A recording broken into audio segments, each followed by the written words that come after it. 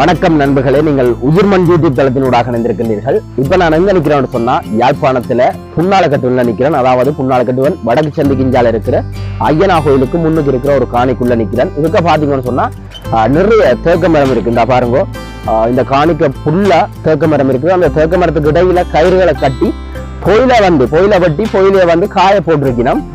ஏன்னு சொன்னா புன்னாலக்கட்டுவன் என்று சொன்னாலே நல்ல செம்மண் வளமும் நன்னீர் வளமும் நிறைஞ்ச ஒரு இடம் தான் வந்து புன்னாலக்கட்டுவன். இங்க வந்து கூடுதலா வந்து வெங்காயம், பொயில, கத்தரி, மிளகாய், வண்டி, தக்காளி என்று சொல்லி பல்வேறுபட்ட பயிர்களை பயிர் செய்வினம், பயிர் செய்கையில ஈடுபடுவினம். அதுலயும் வந்து குறிப்பா பொயில கண்டு பயிர் செய்கைக்கு பேர் போன ஒரு இடம் தான் புன்னாலக்கட்டுவன். இப்ப வந்து பொயில வெட்டுற சீசன் என்றபடியால பொயில வெட்டி இந்த காணிக்குள்ள வந்து காய போட்டுக்கணும். அப்ப பார்க்கவே நல்ல அழகா இருந்தது. அப்ப நான் ஒரு இந்த இடத்தை சுத்தி பார்ப்போம்னு சொல்லி வந்தேன். உண்மையில நிறைய நான் நினைக்கிறேன் ஒரு 15 கிலோகிராம் காணி வரும். இதுக்குள்ள புல்லா தேக்க மரம் இருக்குது. அந்த கொடிகளை கட்டி காய போட்டுக்கணும். அதோட பாருங்க, இதுல நடுவில் ஒரு வெட்டு கிணறு, அதாவது தோட்ட கிணறு ஒன்று இருக்குது.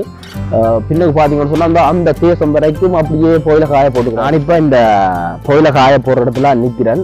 இப்படியே இது முழுக்க பொயில தான் காய போட்டு கிடக்கு.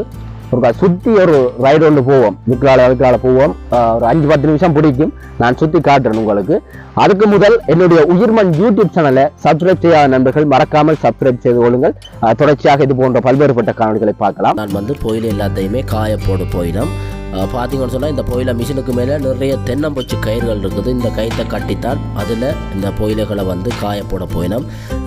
சரியான லோட்டோட நிற்குது லேண்ட் மாஸ்டர். அதால் வந்து இந்த பள்ளத்தில் ஏறுறதுக்கு சரியான கஷ்டப்படுறதால எல்லாருமே வந்து சேர்ந்து தள்ளி தான் வந்து இந்த மிஷினை அங்கால கொண்டு போயினோம். இப்போ பார்த்தீங்கன்னு சொன்னால் அங்கால போகுது. அங்கால பாருங்க, ஏற்கனவே இந்த காணிக்குள்ளே நிறைய பொயிலைகளை வந்து காய போட்டிருக்குது. இப்போ அடுத்த லோட் ஒன்று வந்திருக்குது. இது ஏற்கனவே காய போட்ட இந்த பொயிலைகள் வந்து காய்ச்சி கொண்டு இருக்குது. மிக அழகாக இருக்குது. உண்மையிலே இந்த அழகாக இருந்தாலும் இந்த அழகுக்கு பின்னால் நிறைய ஆபத்து இருக்குது. பொயிலை என்று சொன்னாலே அதில் நிறைய புற்றுநோய் ஏற்படுறதுக்கான அதிகளவு மூல காரணியாக வந்து இந்த புகையில இருக்குது.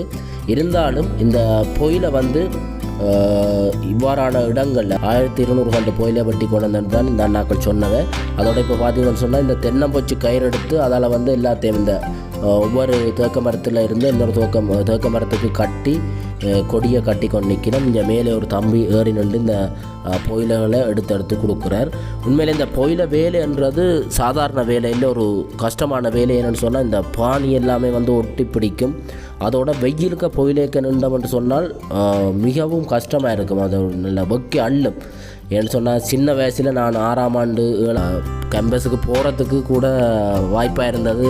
அந்த காலங்களில் இந்த வேலைகளை செய்து அதில் வந்த வருமானத்தை படிப்பு செலவுக்கு செலவிட்டதை எப்போவுமே மறக்கலை. என்னோடய அனுபவங்கள் என்றது ஒரு மறக்க முடியாத விஷயம். அதில் இந்த நிறைய பாடத்தை நாங்கள் கற்றுக்கொள்ளலாம். அதே மாதிரி தான் இந்த தம்பியும் கூட படித்து கொண்டு தான் வேலை செய்கிறார். நான் நினைக்கிறேன் இப்போ ஓலவில் எடுத்துகிட்டு அந்த லீவில் வந்து இந்த வேலை செய்து கொண்டிருக்கிறார்.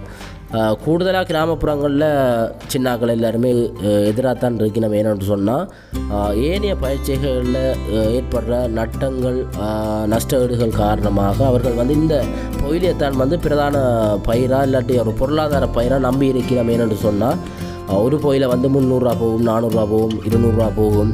அது அந்த ஒவ்வொரு சீசனுக்கு ஏற்ற மாதிரி போகும். அப்போ அதால் வந்து கூடுதலாக வந்து இந்த பயிற்சியை நம்பித்தான் எல்லாருமே தொழில் செய்து கொண்டிருக்கிறோம். என்னென்னு சொன்னால் தொடர்ச்சியாக அவர்களுடைய நஷ்ட அதுகளை ஈடு செய்கிறதுக்கு வந்து இந்த பயிர் வந்து அவர்களுக்கு பொருளாதார பயிராக இருக்குது, உதவி செய்யக்கூடிய மாதிரி இருக்கும். அதால் தான் வந்து இப்போ 1000 கண்டு வச்சாலே கிட்டத்தட்ட சில 3 லட்சம் 4 லட்சத்துக்கு எல்லாம் விற்பினம். அது வந்து ஏனைய பயிற்சிகளில் ஏற்படுற நட்ட ஈடுகளை ஈடு செய்கிறதுக்கு வந்து இந்த பயிற்சியை எல்லாருமே நம்பி இருக்கணும். இப்போ பாருங்க, நான் அந்த மிஷினுக்கு மேலே ஏறி நின்று இந்த வியூவை காட்டுறேன். மிக அழகாக இருக்குது. நிறைய கொடிகள் கிட்டத்தட்ட ஒரு மாதத்துலேயும் வெட்டலாம். நாங்கள் எங்கட தரையண்ட செய்ய பொறுத்து தான் விளைச்சல்.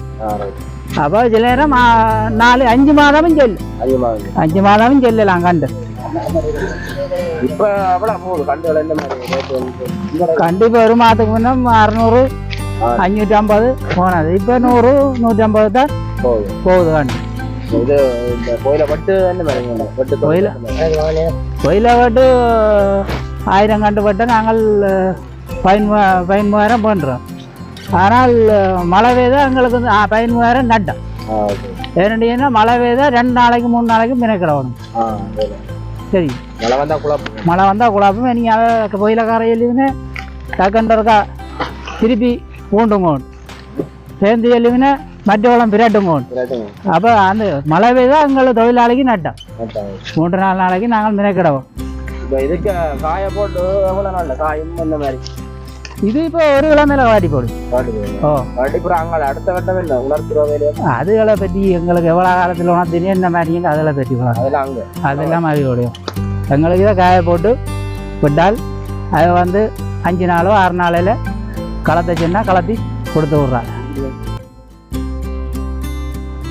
நாங்கள் இப்போ கிட்டத்தட்ட ஒரு 10 வரைக்கும். நன்றி நண்பர்களே. இந்த காணொலியில் நாங்கள் எப்படி இந்த கோயிலை பற்றி கொண்டு வந்து காய போடினோம் என்ற விஷயத்தை பார்த்தோம். அதை விட இந்த தொழிலாளர்கள் எல்லாருமே எப்படி இந்த கோயிலை பட்டியில் ஈடுபடினோம், இந்த கோயிலை காய போட்ட அப்புறம் என்ன செய்யணும், அதை உணர்த்துறது எப்படி என்ற எல்லாமே அடுத்த கட்ட காணொலியில் நான் உங்களுக்கு காட்டுறேன். உண்மையில இந்த காணொலி உங்களுக்கு பிடிச்சிருக்குமென்னு நான் நம்புறேன். இந்த காணொலி பிடிச்சிருந்தேன்னு சொன்னால் மறக்காம என்னுடைய உயிர்மண் யூடியூப் சேனலை சப்ஸ்கிரைப் செய்து ஆதரவு தாருங்கள். அனைவருக்கும் நன்றி. மீண்டும் இன்னும் ஒரு காணொலியில் உங்களை சந்திக்கின்றேன். நன்றி, வணக்கம், பாய் பாய்.